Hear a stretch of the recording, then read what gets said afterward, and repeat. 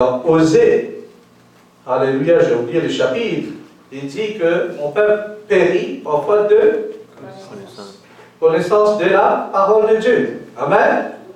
Ce n'est pas les gens du dehors qui périssent, c'est les gens de l'intérieur, les enfants de Dieu, les chrétiens. Alléluia. Mon peuple périt par faute de connaissance. Alléluia. Donc il faut que vous étudiez la parole de Dieu. Il faut que vous ayez un plan de lecture. Commencez à lire. C'est jamais trop tard. Il faut que vous commenciez quelque part. Amen. Dites à vous-même que je vais commencer à lire ma Bible à partir d'aujourd'hui. C'est très important de lire la parole. Parce que la parole, c'est la vie. Alléluia. Alléluia. Jésus a dit, dans Jean chapitre 16, verset 15, il dit, « Si vous m'aimez, gardez mes commandements. Celui qui a mes commandements et qui les garde, c'est celui qui m'aime, et celui qui m'aime sera aimé de mon Père. Je l'aimerai et je me ferai connaître à lui. » Donc, si nous aimons Dieu, nous devons garder ses commandements. Et si nous ne lisons pas la Bible, nous ne faisons pas des études de la parole de Dieu, nous ne venons pas à l'Église et aux enseignements de la parole de Dieu, nous n'allons pas connaître le commandement de Dieu.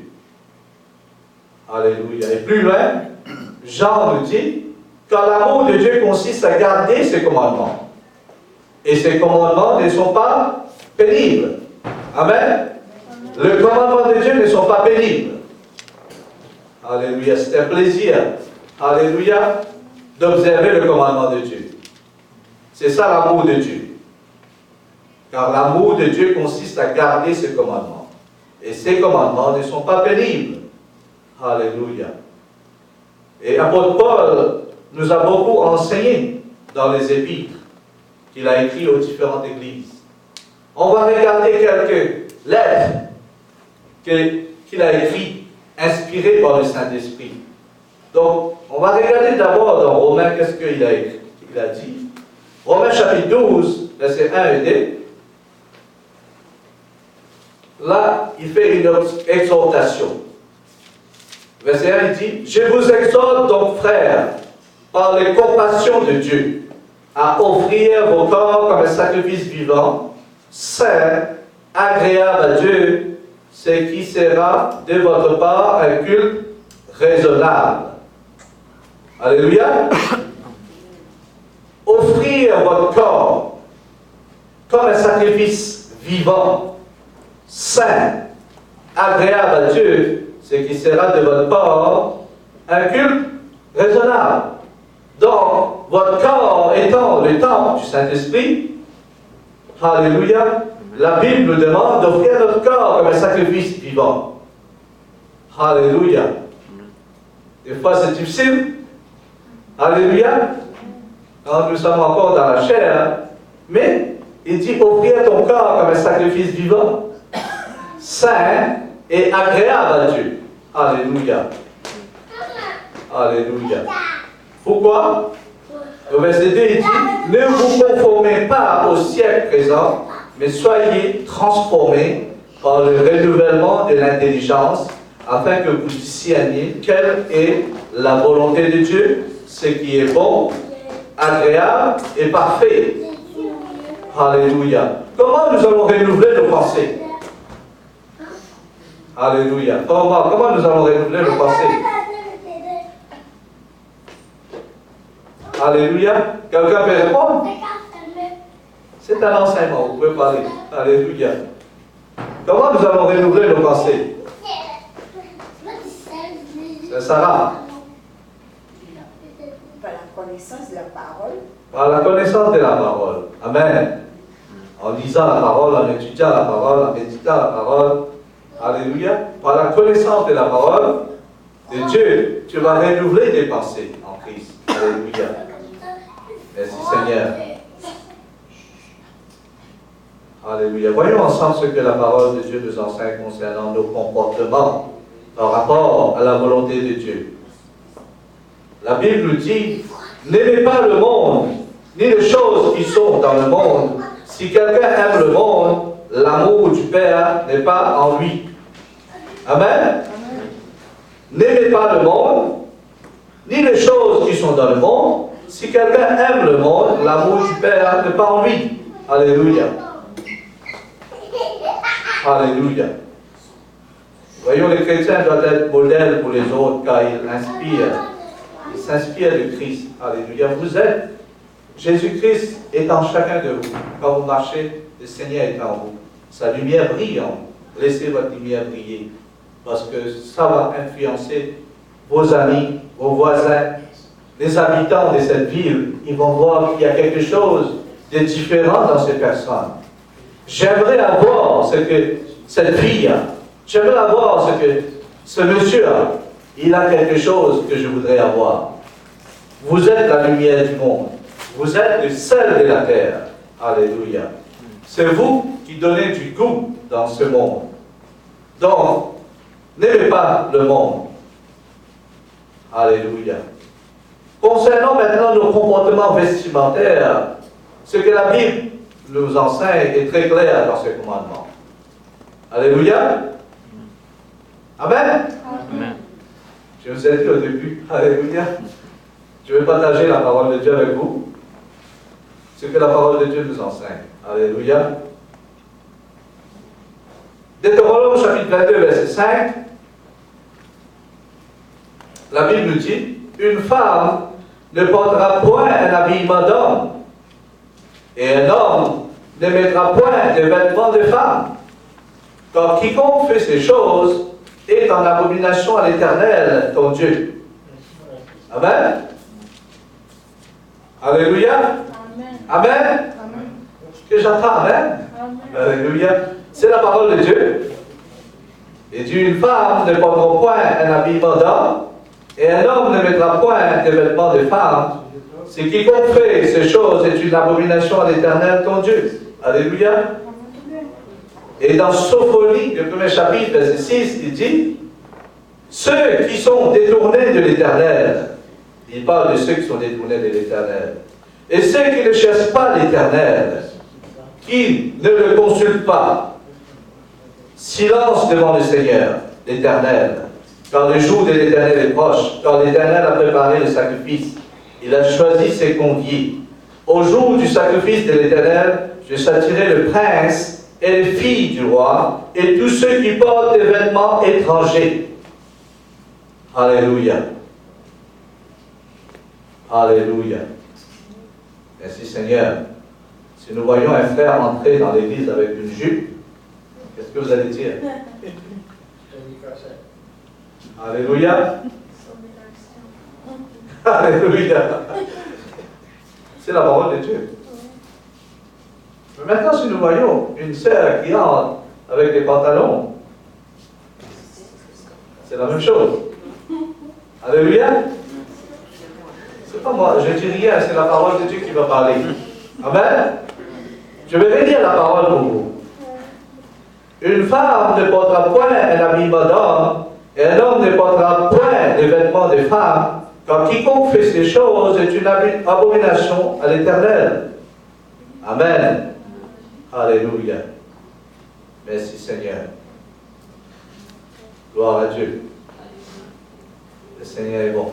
Commandement pour les hommes et les femmes saints. Alléluia. Nous parlons de la sainteté. Amen. Alléluia. Sainteté veut dire aussi notre cœur intérieur doit être sanctifié, nos comportements, nos conversations, nos langages et nos habillements. Amen. Alléluia. On ne peut pas rentrer dans l'église à moitié nue. Amen. Parce que ça va attirer la convoitise des hommes. Alléluia. Au lieu qu'ils regardent et écoutent la prédication, ils vont commencer à tourner à regarder. Alléluia, ce qu'il ne faut pas regarder. Alléluia. Vous êtes le temple de Dieu. Alléluia. Vous êtes les enfants de Dieu, sanctifiés, consacrés à Dieu. Alléluia. Reconnaissez qui vous êtes en Jésus-Christ, chacun de nous. Alléluia.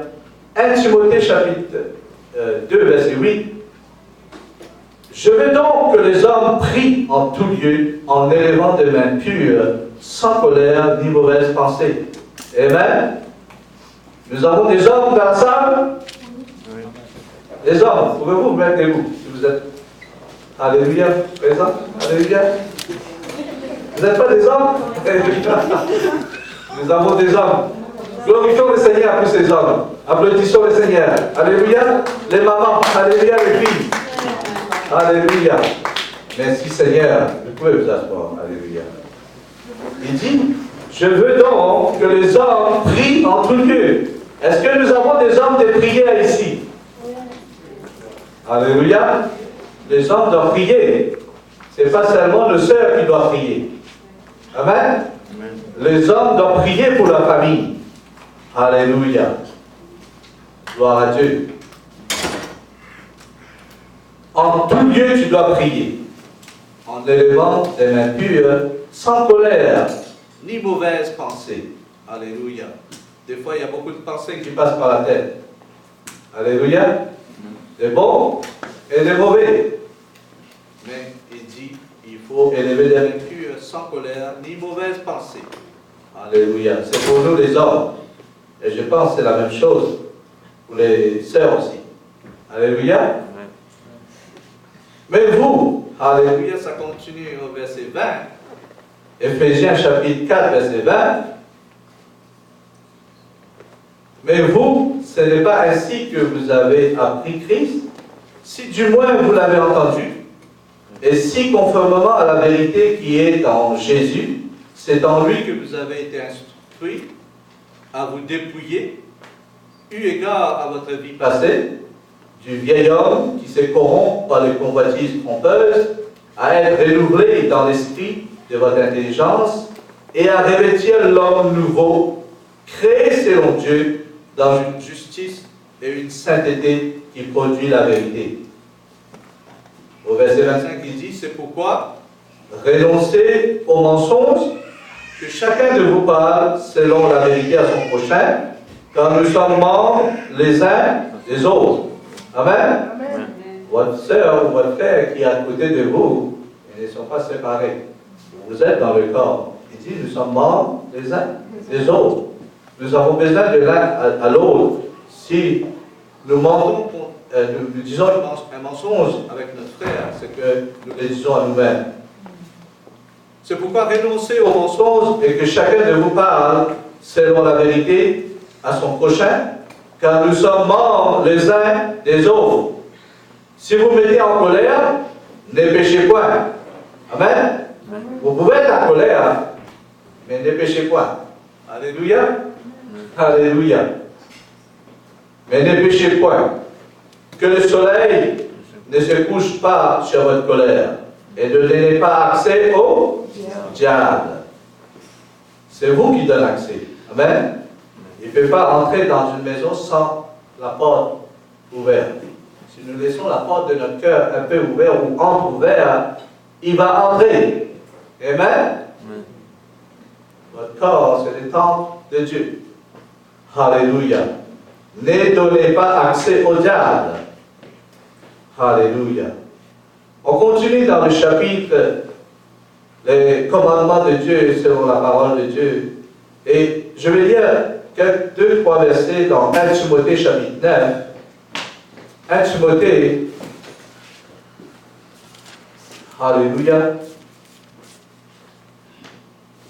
Je veux aussi que le femme, vêtue d'une manière décente, avec pudeur, modestie, ne sépare ni des tresses, ni d'or, ni des perles, ni d'habits somptueux, mais qu'elle sépare de bonnes œuvres, comme il convient des femmes qui font profession de servir Dieu. Alléluia. Là, ça continue au verset 11. Il dit que les femmes écoutent l'instruction en silence, avec une entière soumission. Je ne permets pas à la femme d'enseigner, ni de prendre de l'autorité sur l'homme, mais elle doit demeurer dans le silence. Alléluia. C'est le commandement du Seigneur. Alléluia. Dans sa parole. Alléluia. Parce qu'on parle de la sainteté. Alléluia. Alléluia. L'habit est très important. Amen. Qu'est-ce que nous portons est très important pour le Seigneur. C'est pourquoi elle a dit, vous devez vous vêtir d'une manière décente. avec pudeur et modestie. Alléluia. Ceux qui ont des tresses, laissez pas ni des tresses, ni d'or, ni des perles, ni d'habits somptueux. Mais vous devez, alléluia, vous habiller avec des bonnes œuvres. Alléluia. Amen. Nous aimons notre pasteur. Alléluia.